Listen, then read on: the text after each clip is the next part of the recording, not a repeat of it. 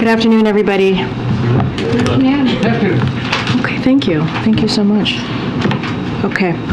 Today marks the 70th anniversary of the signing of an executive order that codified the Lavender Scare, a dark chapter in our nation's history when thousands of LGBTQI+ federal employees were investigated, interrogated, and fired because of who they were and whom they loved. In acknowledgement of this period, President Biden issued the first ever presidential proclamation to remember the Americans affected by this discrimination, honor the courage of those who fought to end this injustice, and celebrate the many important contributions of our nation's LGBTQI+ public servants, including members of our armed forces. I have the great privilege of serving with some of these individuals every day who work here at the White House and across federal agencies on behalf of the American people. Under President Biden, LGBTQI+ leaders are serving at the highest levels of government. We've got the first openly gay Senate-confirmed cabinet, the first openly transgender Americans to be confirmed by United States Senate, and the first open lesbian to serve at the ambassador level as well. Today, this administration joins Americans across the country to honor the lives impacted by the Lavender Scare and renew our commitment to equal rights for all. In this moment, when we are seeing attempts to erase LGBTQI+ history from classrooms, we are committed to telling it. Now today, the Biden-Harris administration announced that the administration will impose sanctions targeted at actors who are involved in hostage-taking or wrongful detentions in Russia and Iran, and those that provide them with material support. In doing so, the administration is for the first time deploying a new tool that was established under executive order by President Biden to impose severe economic cost on governments and groups that hold hostage or wrongfully detain Americans around the world. Today's sanctions afford the administration's additional leverage to support negotiations and impose additional costs on those who are responsible for unjustly holding Americans against their will. This is just one of a series of actions, both public and private, the Biden-Harris administration has been taking to deter and disrupt hostage-taking and wrongful detentions and help bring Americans home. And finally, I want to mark that it's Arab American Heritage Month, a time when we join together to celebrate the immeasurable contributions of Arab Americans to our nation. President Biden signed the first ever presidential proclamation for National Arab American Heritage Month on March 31st, 2023. And earlier today, we had the opportunity to host a briefing for Arab American community leaders here at the White House to discuss our efforts to promote equity, protect the civil rights of Arab Americans and all communities across the country. With that, Chris. Hi, everybody. Hey, how are you? House Republicans passed legislation on the budget and debt limit. What is the White House's response to this? And you feel like the ball is in your court now to, start negotiations with House Republicans on the next vote? So a couple of things I want to say about this. Let's just take a step back for a second. The United States has never in our history failed to pay our debt. That is something that we have never done ever, again, in our history of this country. We're not a deadbeat nation. Avoiding default is Congress's responsibility, and they should act on it without preconditions, as they have done in Democratic and Republican administrations, and they should do that immediately. House Republicans are holding our economy hostage and threatening default, crashing the economy, jeopardizing hardworking Americans' retirement, and causing millions of Americans to lose their jobs. As the president said yesterday, he's happy to meet with Speaker McCarthy, but not on whether or not the debt limit gets extended. That is not negotiable, and we have been very clear about this for the past several months. We have not minced words here. House Republicans are holding the economy hostage, threatening Americans' jobs and retirement savings unless we and the Senate agree on an extreme MAGA wish list of slashing education, veterans' health care, and Meals on Wheels, taking away health care from millions of Americans, and sending manufacturing jobs overseas. It'll increase costs of working families, as I've talked about before from here at this podium, and what this bill will do. It'll kill jobs, and it's all to pay for tax cuts for the super rich and profitable companies. It's not how we grow our economy. The president has been very clear how he sees our economy moving forward. He has actually put forth pieces of legislation and policy on how he sees the economy moving forward. And it's not trickle-down economics. It is building the economy from the bottom up, middle out, and making sure we leave no Americans behind. We leave no one behind. And what we're seeing from what Republicans have put forward, it will leave people behind. It will hurt Americans, including veterans, including our seniors, just Americans across the board. So, again, we took a step back. We are not negotiating on this. We have been very clear. It is their constitutional duty to take action. So another question on the issue of screening within the military for extremism and other issues. Is the White House satisfied that the Pentagon is doing a good enough job screening for these kinds of issues, given what we're seeing come out of the classified leaker case? The president has confidence in the Department of Defense, so yes. Even that things are making it through the cracks? Look, as we know, there is a DOJ investigation that's looking into it as you're speaking to leaks, so certainly don't want to get ahead of that. They're going to do their investigation, and they're going to do what is needed moving forward. But again, the president has confidence in the Department of Defense. Last thing, the administration announced new centers to process migrants in Colombia and Guatemala. Can the administration promise that these centers will uphold all humanitarian obligations and access to legal counsel for people who are seeking asylum in the United States? So as you all know, the Department of State, the State Department, and also DHS made an announcement, had a press conference earlier today. It's on YouTube. It was live stream. So if any of you have questions or want to hear exactly what the secretary said, both secretaries said, so I would refer you to that. More broadly, on your question on processing centers, I would say the regional processing center at the State Department and the DHS that they announced today will reduce unlawful migrant and cut out the smugglers. That is our focus. That is what we want to see happen. They reflect the president's approach on immigration, which is working closely with our partners to manage the challenge that we're seeing seeing together, not just us. We're seeing this in the Western Hemisphere, as we have talked about. These centers will be opening up in several countries, including Colombia and Guatemala, as you just mentioned, Chris. We expect to announce additional countries soon. It's all part of our approach to direct people to legal pathways from where they are rather than seeking generous, disorderly pathways. We have been very clear. We are going to put forth an immigration process that is humane, that is orderly. That is the goal that we have set forward. That is how we want to move forward in that process and do it very differently than it was done in the last administration. So there will be access to legal counsel for people at these centers? I would refer you to DHS and the State Department on the specifics on that, because they will have all of the pieces to your question there. But what I want to say is we want to make sure that it is done in a humane way. That is the president's. That has been the president's basically sense of how immigration reform is going to move in an orderly fashion, and that's what we have done. That's what we have done from day one.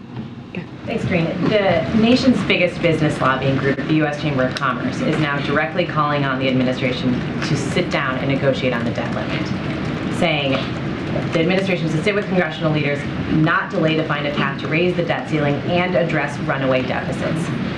Will the president sit down with Speaker McCarthy, at least right now, on the budget, as he said he would yesterday? So, been very clear. Been very, very clear on this. Again, not mincing words here. What we have seen, they've put together is an agenda, an extreme MAGA wish list that basically says they're connecting the two, right? They're saying to the Senate, they're saying to the president that we have to go with this agenda in its full form. And the president has said really clearly, when it comes to the debt ceiling, they cannot allow this to happen. This is the Republicans in the House. They cannot allow this to happen. It is their constitutional duty to do so. I've gotten this question that you've asked me many different ways. I've answered it the same way. I don't have anything new to say. They should not allow any default. They should not allow our economy to be held hostage here. But Republicans in the House have now passed a bill that would prevent a default. So at what point does it have to? That doesn't mean anything. It has to be a clean bill before the president will sit down and we have said very clearly they need to deal with what's at stake here, what's at hand, which is the our economy, which is making sure that we do not default. We have never been a deadbeat nation, and this is not the time to do that. And this is this is something that they're supposed to be doing, that they have done. I read through this with Democratic and Republican presidents. This is their basic constitutional duty to do. And so we've been very clear on this. Just following up on the economy, First Republic is seemingly in trouble. There's growing concern that the bank isn't going to make it because the cost of their lending is higher than the cost of what they're taking in. Can you give us an update on how the administration is thinking about this situation at this regional bank after bailing out SVB and Signature earlier and guaranteeing those deposits? Is that something that you feel is going to be necessary for First Republic? And what would be the argument against doing that? So we're continuing to monitor the situation. A couple of things is that the Financial Stability Oversight Council, including Secretary Yellen, Chair Powell, and all the bank regulators recently agreed, and this is a quote, "The U.S. banking system remains sound and resilient." So we've taken, as you know, over the past, in the early 10 days or 2 weeks or so, took decisive and forceful actions to give Americans confidence that their deposits are safe and to give banks access to liquidity. Since our administration took those actions, we have seen deposits stabilize at regional banks. That is something that we've seen in the data. As the President and Secretary Yellen and Chair Powell have said, we have used important tools to quickly stabilize the banking system. We could use those tools again if needed. Certainly we are monitoring the situation. I just don't have anything to preview from here. Let me just follow up on that. So you said the deposits have stabilized, but the deposits have not stabilized at First Republic. They've seen a massive outflow of funding. I mean, walk me through your argument or what differentiates SVB from First Republic? Why help one set of depositors but not another? Yeah, and so more broadly across the regional banks, we have seen a stabilization. So just want to be really clear in the deposits. That is something, again, that came from Secretary Yellen, Chair Powell. Those are statements that they made, the Financial Stability Oversight Council, right? So just want to be very clear more broadly.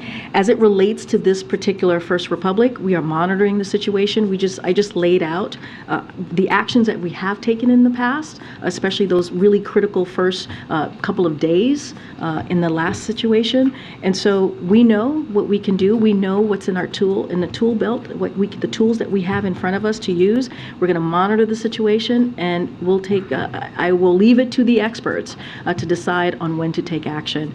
But again, we have proven how we have moved really quickly in taking decisive and forceful actions in the past, and I could assure you that you'll see that again from this administration. And just one on Sudan. Do you have any update for us on evacuations and any efforts to extend the ceasefire there? Thank you. So a couple things that I have on that, so please bear with me, that we wanted to make sure that's out there to all of you. So following intense negotiation, the Sudanese Armed Forces, SAF, and Rapid Support Forces, RSF, agreed to implement, as you all know, a 72-hour nationwide ceasefire starting at midnight on April 24th, which is about 2 days ago. While there was an initial reduction in reports of violence, we are deeply concerned by the increase in ceasefire violations yesterday. We urge the SAF and the RSF to fully uphold and extend the ceasefire. As you heard from the National Security Advisor on Monday, Jake Sullivan, when he was here at this podium, the President has directed his team to help as many Americans as possible. We are working continuously to create options for American citizens to leave Sudan promptly because the situation could deteriorate at any moment, and we are communicating with citizens who have requested information about those options.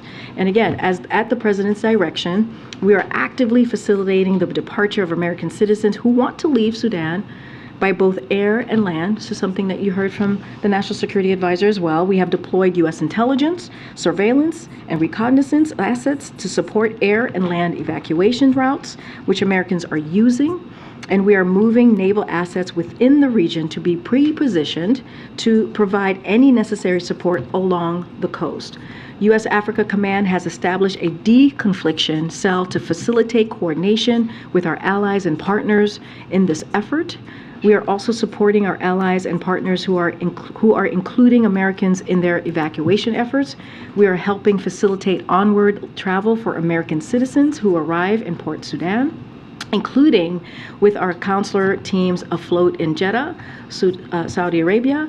The State Department has deployed additional consular staff to the region to assist with this effort. The State Department has a consular team in direct communication with U.S. citizens in Sudan that is working around the clock to advise them of their options to leave Sudan and provide information on the security environment. One last point to make here is that this is a dynamic environment, and any option entails a degree of risk. But because the situation is unlikely to improve, we encourage Americans who want to leave to take advantage of the options that are available to them in the next 24 to 48 hours. Given the President's direction and what you're saying right now, a number of other countries have evacuated citizens over the course of the last several days and taken advantage of the ceasefire the U.S. helped put into place. The U.S. still has not. What is different about your risk assessment right now, or security assessment, than what other countries are looking at as they've gone in and gotten their people out? So want to be, as you know, when it comes to risk assessments and intelligence, we're very careful to not speak to that. But we've been pretty clear in laying out and communicating with the American people. You've heard us here from the National Security Advisor. You heard it from the State Department, from Secretary Blinken directly. And we have been clear on what the President laying out, which is what I did, laying out what at the President's direction, what we have done, how we've moved forward, how we've worked with allies and partners to get Americans out. We've been pretty clear about this for the past several months, for the past year, of what the situation in Sudan. And so we're going to continue to have those conversations. As I just mentioned, there are counselor services, a counselor team that's there, that's trying to help Americans who want to leave in any way that we can.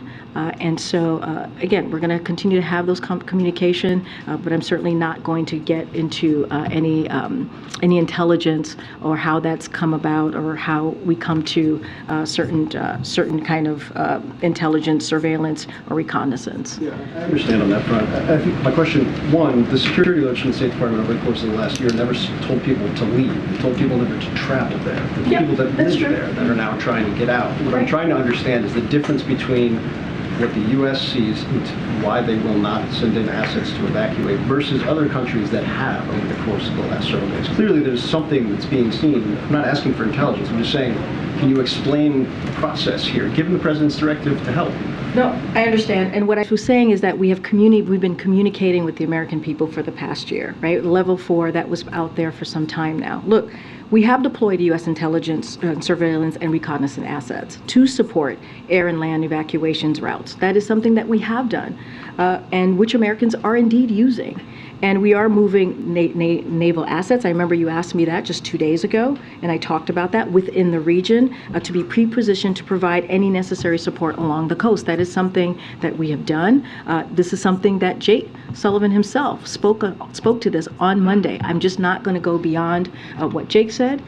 But again, we have provided some, intelligence, surveillance, and reconnaissance assets to support that air and land evacuation routes. But I'm not going to get ahead. Even when Jake was here, he was also very mindful in answering that question. Go ahead. Following up on the question you were asked about the Chamber of Commerce saying the administration should now meet with congressional leaders without delay, the Business Roundtable also said it hoped that the House passage will jumpstart bipartisan negotiations. So are you concerned that the business community will blame the president if he doesn't negotiate and the government defaults? What I'm very clear about and what we're concerned is about what House Republicans are doing and what they are threatening and have been threatening for some time, which is to hold our economy hostage and a potential default, which we have never done, And that is why we're going to continue to say to them, call them out, and say they need to do their constitutional duty. This is their job. This is their job to do. They did it 3 times under the last administration.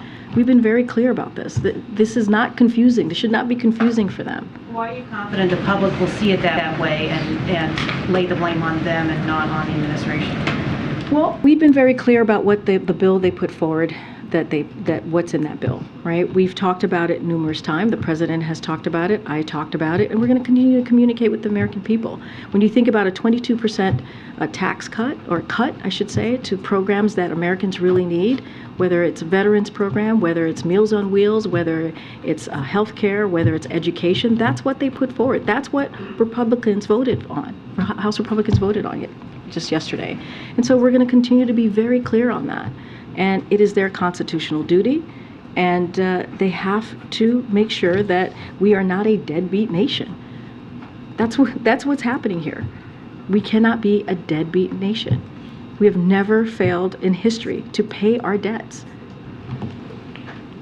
Go ahead, and then I'll come over. Go ahead. It's me. Yes, Thank you. Sebastian. Hello. Sorry, Thank you, Sebastian. Thank you very much. So two questions, all right? Very, very different. One, Papua New Guinea, the government there says that the president is going to be visiting at the time of his Asia trip. Can you comment on that? We don't have anything to preview on any additional travel. As you know, we announced the G7 and the Quad yesterday, I believe, in a statement from me. But I just don't have anything additional to announce at this time. Okay, and on the debt ceiling, this used to be a kind of theoretical parlor game thing, like what will happen if there's actually a debt cliff and you go over it. Now, it's actually getting closer now.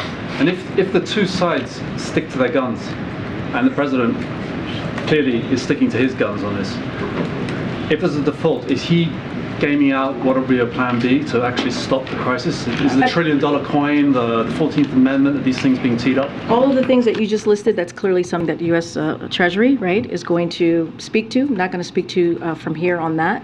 But look, this is a question for Congress. It is their constitution. I cannot say this enough from here, and I know you probably get tired of me saying this from here over and over again, but it is true. It is their constitutional duty to get this done. It is. They did it 3 times. Democrats joined Republicans 3 times in the last administration to get this done, to make sure that we did not default, to make sure that we were not a deadbeat nation. So again, this is something that they need to do. It's very simple. Avoiding default is a constitutional obligation Congress has to the American people. That is their obligation, not to us, not to this president, but to the American people. Get April. Karine, 2 questions, 2 different questions. One, Carolyn Bryant has died. She's the woman who accused Emmett Till 67 years ago of whistling at her, ultimately creating the atmosphere for him to be lynched and killed. And 67 years after, the president signed into law the first ever anti-lynching act in this nation, federal anti-lynching act. What does this White House say, or the president say, about her death? As there's no justice for Emmett Till's mother now. So the president was very proud to sign the Emmett Till Anti-Lynching Act into law this past spring.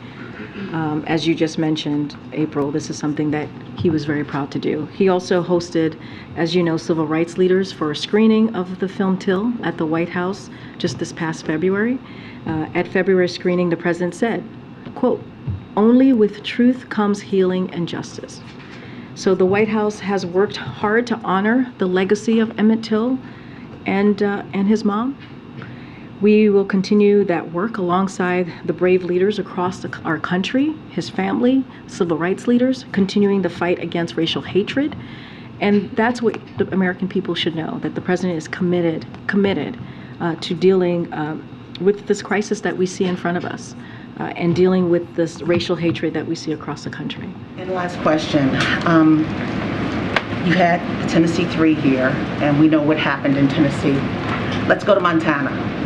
The Montana State Legislature. It seems similar in a lot of ways, shutting down someone who wants to, a state lawmaker who is in protest of something that they feel is wrong. What do you say to that, and what is the president saying, and what is the White House doing in the midst of seeing now these legislatures shut down people who are doing what democracy speaks of, trying to strengthen it. Well, as you know, when the Tennessee Three, as they're called, was as you know, was peacefully protesting, and they faced expulsion. Clearly now the two that were expelled are now back serving as state legislators. The president called that un-American when they were expelled, and it's unfortunate that we're seeing that. We're seeing this kind of behavior as it relates to Montana more specifically. We're seeing devastating pieces of legislation across the country in state houses aimed at taking away freedoms, aimed at attacking people for who they are, especially our young people. These bills cause families to live in fear. They're creating great uncertainty about how they will receive the care they need, this is specifically to Montana. And again, it is when you see these types of things, silencing an elected representative in an attempt to suppress their message is a denial of democratic values. It is undemocratic. The Biden-Harris administration continues to stand with transgender and LGBTQI leaders and their families across the country in the face of extreme attacks. And so we'll continue to do that. And then lastly, I want to ask a question because we understand that transgender youth are some of the most vulnerable youth now in this nation. What do you say from that podium as someone in that community, in the LGBTQ+ community, to those young people in Montana and beyond in the midst of this moment? Well, the president has been very clear in his message to the LGBTQI+ community, in particular, as we're seeing these, I believe there's more than 600 bills coming out of state houses across the country. Majority of those bills, or a few hundred of those bills, go after trans community, especially our trans kids and their families. And the president has been very clear in saying we have their backs. We will continue to support them. The president has a history and a record on supporting this community, and he'll continue to do that. I believe I am here, and many of us who are here believe in this president's record, believes in how he wants to move forward to protect people's rights, protects people's freedom, of course, but also let people be who they are and allow them to love who they want. And that is just a basic principle. And also, that is who we are as a country, those freedoms, and just to be yourself. And so that is something that the president's going to continue to say. We have their backs, and I'll just leave it there. Go ahead. Thank you, Karine. A few on the immigration thing today, and then one other. And I'm asking actually the immigration ones in part on behalf of Spanish-speaking organizations that can't be here today. This intention to expel non-Mexicans back to Mexico. Right now they take about 10,000 under Title 42. But as far as we can tell, Mexico has yet to say publicly that they will continue to take non-Mexicans and that it might exceed the 10,000 or so they're currently taking. Has the U.S. secured a commitment yet from Mexico to take non-Mexicans, and is there any sense of how many they may be willing to take on either a weekly or monthly basis? So more broadly on question about the deportations in Mexico, we intend to continue this process with Mexico under Title 8. That is our intention, and that's how we're going to move forward. The question on how many, that is something that I would, that is something that CBP is always planning for various different scenarios, and that is something that they do, and don't want to go beyond that. That's something that Department of Homeland Security is going to be dealing with specifically and directly. So in plain English for the uninitiated who may be watching or listening, under Title 8 that means you can keep sending them back to Mexico and that already agreement exists? That's our intention. Those are the conversation. I'm not going to get into diplomatic conversations from here, but certainly, look, as I just stated, that's what we intend to do, but not going to get ahead. This is something the Department of State, that's diplomacy, right, as they deal with other countries, and Homeland Security as well in partnership. These centers that are going to be set up in Guatemala and Colombia and then eventually elsewhere, they are not being set up at U.S. embassies or U.S. consulates, correct? That part I would refer you to Department of Our State. understanding, it looks like, is that they are not, and that it's some kind of third party who's setting it up. Already, there are some concern that, in essence, the United States is outsourcing U.S. immigration decisions to either other countries or international organizations or the United Nations. Is that what's being done? So what I can say, there will be open soon, before May 11th, any additional information that will come out of Department of State and Department of Homeland Security. That is something that lives with them, and they will share more of the details on that. On just one other, on 2024 mechanics, in the realm of the Hatch Act that I know we're very sensitive about around here. I appreciate that. We know that we now know that Julie Chavez Rodriguez, who's said to be the campaign manager, is still on the White House payroll, doesn't plan to leave until the week of May 15th. We also have learned that there are some senior West Wing officials who plan to, in essence, split their time officially with the campaign, in keeping with what previous administrations have done. Has there been an edict yet, or some kind of memo sent out across the West Wing saying, if you're interested in doing that, if you're planning to do that, let us know, or any kind of distribution of a reminder of the rules, or how that's going to work? So first on Julie, I just want to say a couple things here. She will not on board with the campaign until her federal services have concluded, and will continue to adhere to all legal and ethical obligations. So I want to make sure that is clear, and you are correct. Her last day here is going to be specifically May 16th, but again, not going to speak for the campaign. So I just want to be very clear about how she is going to move forward before she leaves, and we will follow all protocol and certainly follow the rule of law.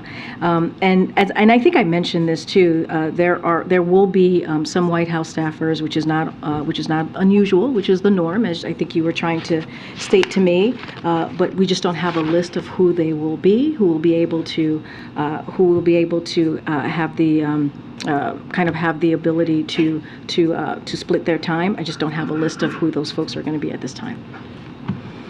Okay, check it. Thanks, Karine.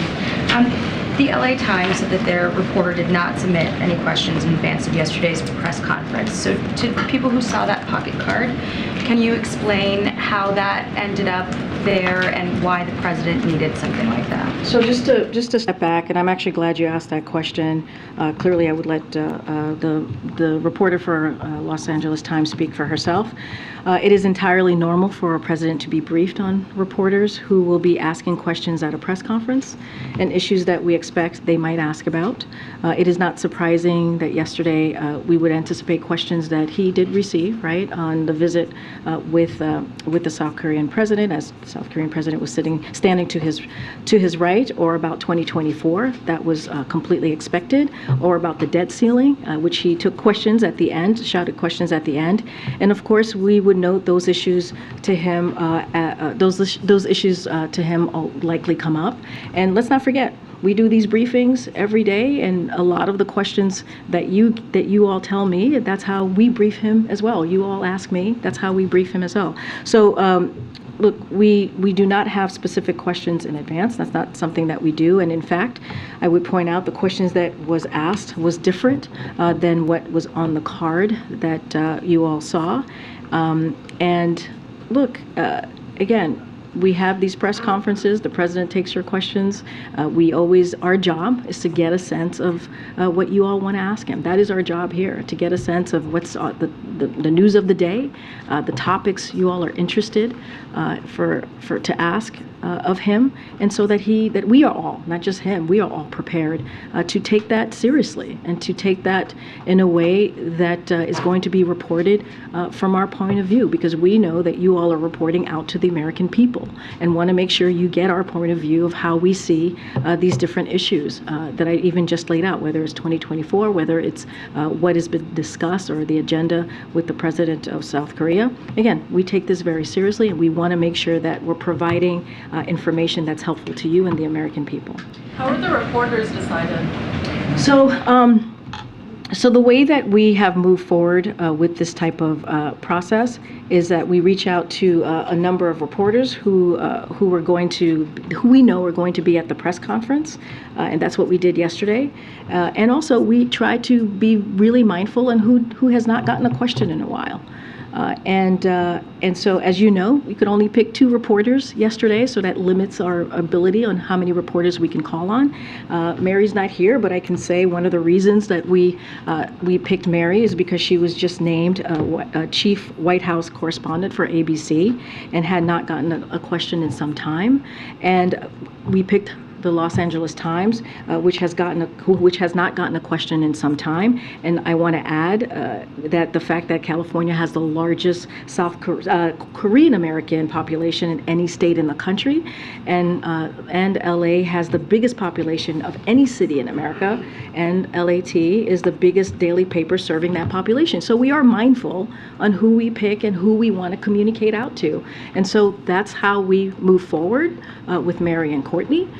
We thought that is pretty reasonable, wanting to, as we have the South Korean president with us during this press conference, because we wanted to also communicate with the Korean American. So that's usually how we move this process forward. I'm sorry. Is it your contention, Karine? I'm not taking call. That the question that was on the so-called cheat sheet was not similar to the question that was asked at the press conference? Your colleague is not done. Go ahead. It's a very reasonable question. No, but I hear you. Can you wait your turn?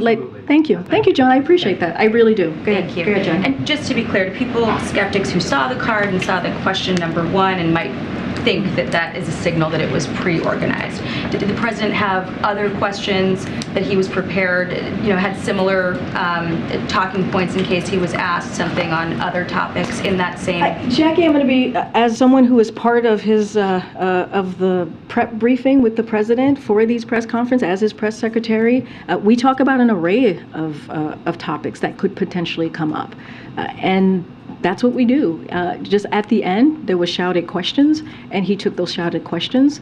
But we also had a sense that, hey, you might get something on a debt ceiling, which makes a lot of sense, which is one of the news of the day. So we cover an array of topics. It's not just the 2 Americans who asked questions. It was also the 2 South Korean reporters who asked questions. So we do our best to make sure that the president is ready to communicate with all of you and the American people.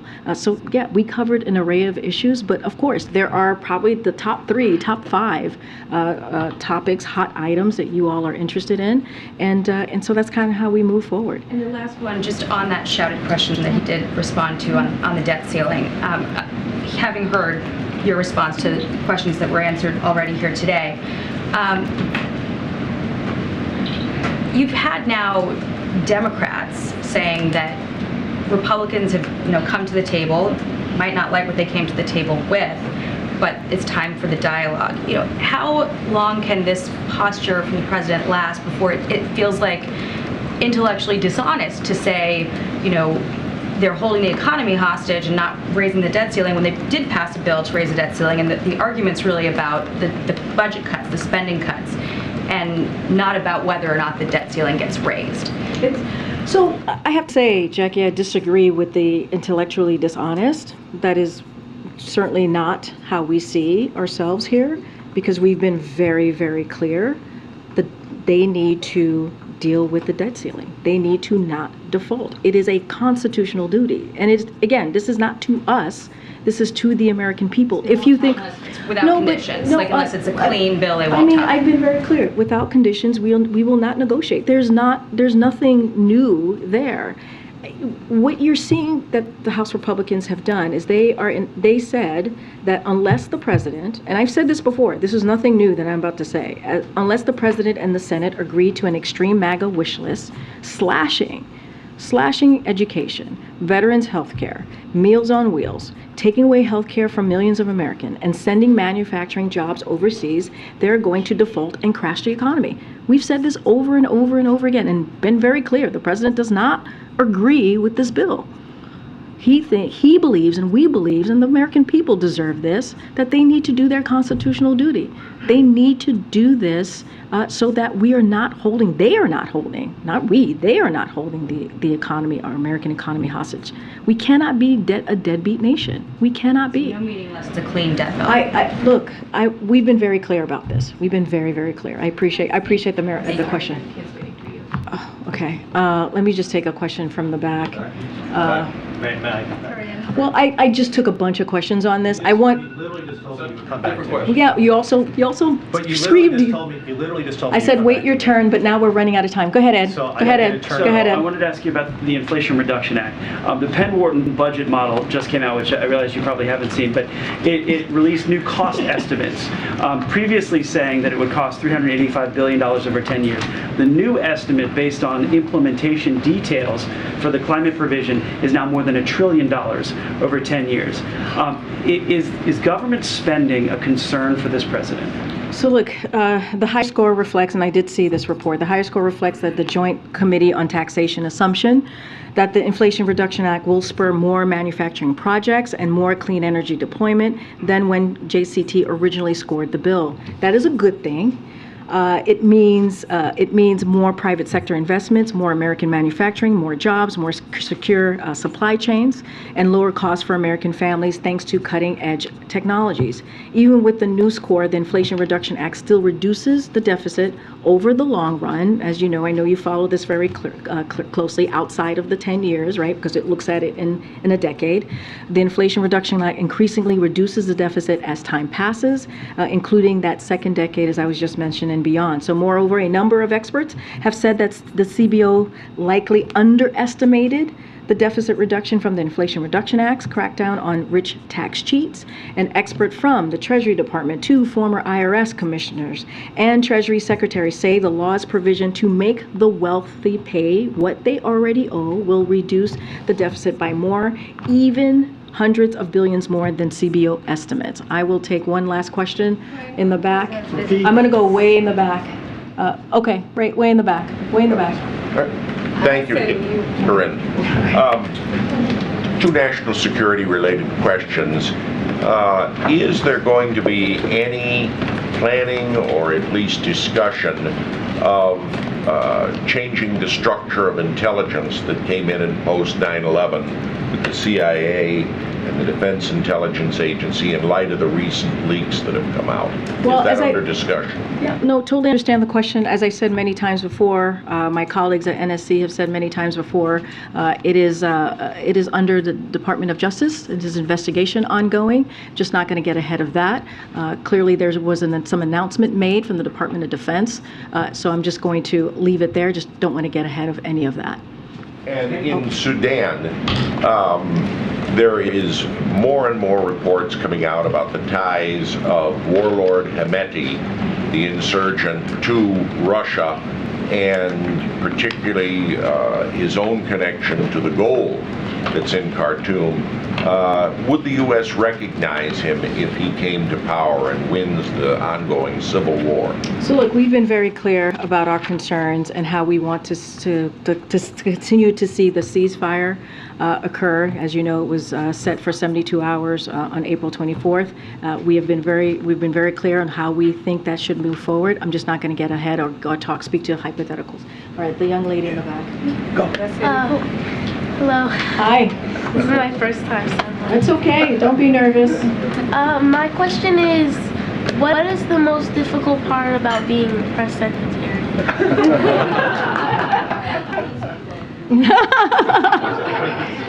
It's so inspiring to me. Maybe I want to be a press Oh, you should definitely be press secretary. Oh my goodness, I would love that. I love that me being here inspires you to be press secretary. And I have to say, that is the most beautiful thing that I've heard today.